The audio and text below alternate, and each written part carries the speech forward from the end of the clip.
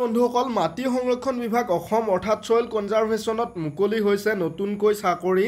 এডিআৰিতকৈও আগতে নিযুক্তি হ'ব, অৰ্থাৎ 10 অক্টোবৰতকৈ আগতেই নিযুক্তি হ'ব।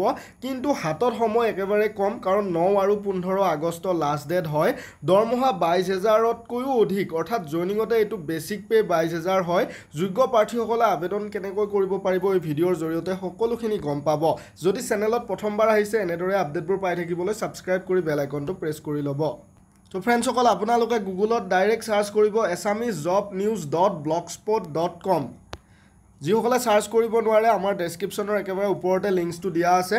আপোনালোকে চাৰ্চ কৰি এনেদৰে আমাৰ অফিচিয়েল ৱেবছাইটটো পাবহি। অফিচিয়েল ৱেবছাইটটো অহাৰ লগে লগে দেখিব soil conservation department Assam recruitment 2025।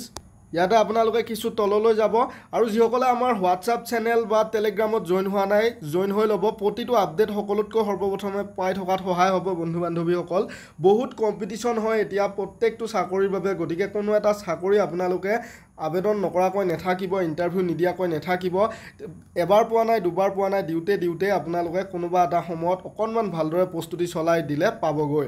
তো বন্ধুসকল, দেখিছে মাটি সংৰক্ষণ বিভাগ অসমত মুকলি চাকৰি। যোগ্য প্ৰাৰ্থীসকলে শিক্ষা বয়স মিলিলে আবেদন কৰিব পাৰিব অনলাইন যোগে 9 আৰু 15 আগষ্টৰ ভিতৰত। আৰু এই খালী পদসমূহ আছাম পাব্লিক ছাৰ্ভিচ কমিশ্যন চমুকৈ APSCৰ অধীনত মুকলি হৈছে বন্ধু বান্ধৱীসকল। Soil conservation recruitment 2025, soil conservation ৰেঞ্জাৰৰ 16টা পোষ্ট আছে আৰু ইয়াতে কেটেগৰী ৱাইজটো পোষ্টবিলাক ভগাই দিয়া আছে। দৰমহা 22,000 পৰা 97,000লৈ, গ্ৰেড পে 9,700 টকা হয়। ইয়াতে দেখিছে বয়স 21 বছৰৰ পৰা 38 বছৰৰ ভিতৰত, আপাৰ এজ ৰিলেক্সেশ্যনো আছে। আনহাতে কোৱালিফিকেশ্যনটো ইয়াতে ডিগ্ৰী বিচাৰিছে, বেচেলাৰ ডিগ্ৰী ইন ছায়েন্স, কিন্তু ছাবজেক্টকেইটা ইয়াতে দিছে যে কেমেষ্ট্ৰি, বুটানী, এনেদৰে আপোনালোকে কি কি ছাবজেক্ট দিছে ইয়াৰ তলৰখিনিও আপোনালোকে এনেদৰে পঢ়ি চাব। ফিজিকেল ফিটনেছ দিয়া আছে, এইটো চাব।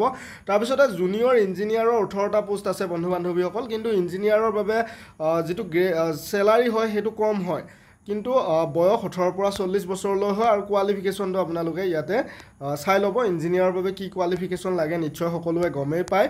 আৰু একেবাৰে তলত আপোনালোকে এপ্লিকেশ্যন লিংকছ, এডভাৰটাইজমেণ্ট ডিটেইলছ সকলোখিনি লাভ কৰিব আমাৰ এই ৱেবছাইটতে।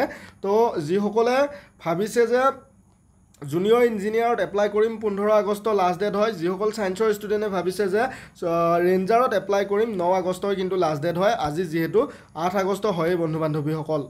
তো আপোনালোকে এনেদৰে আপডেটবোৰ পাই থাকিবলৈ আমাৰ হোৱাটছআপ, টেলিগ্ৰাম বা ইউটিউবত জড়িত হৈ ল'ব। ইয়াতে জইন নাওত ক্লিক কৰাৰ লগে লগে আপোনালোকে জইন হৈ যাব। ধন্যবাদ।